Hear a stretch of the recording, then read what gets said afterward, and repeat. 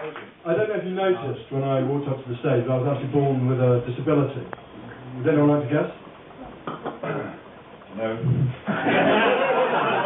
I don't count having a massive cock as a disability. So it does scare the other chickens. I was born with a peanut allergy.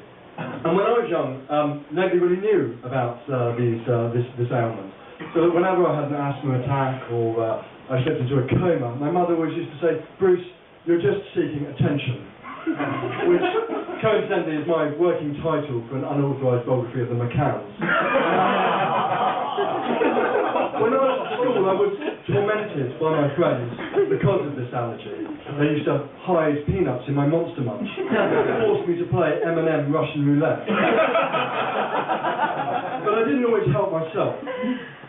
At my school, the vegetarians had to carry special vegetarian identity cards. I personally would have favoured maybe a yellow star stained on their uniform, some kind of branding on their forehead, but cards it was.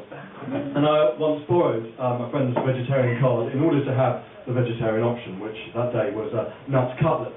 Now, for some reason, I assumed that nut cutlets were a bit like Toad in the Hole or Newman salad dressing, neither of which contain either toads or Paul Newman.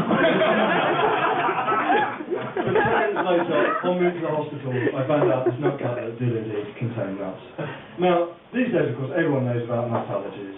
In fact, you could argue they're almost fashionable. It's still a little mysterious, a bit like AIDS in the lesbian community. These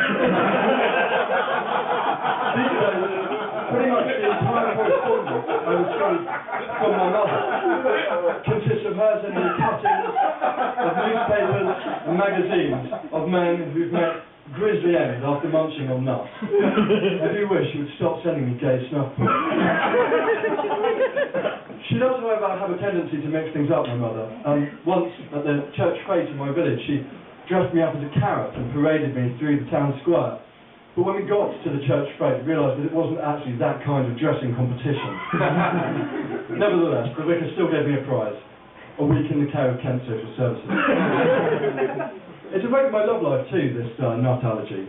I once went on a date with a girl and a few mouthfuls into my meal. It was an Indian restaurant, a foolish decision. A few mouthfuls into the meal, I realised things were going seriously awry. So I excused myself from the date and I ran up the high street. It was a beautiful summer's evening, so I took care to be sick in between the feet of the al fresco diners on Islington Upper Street.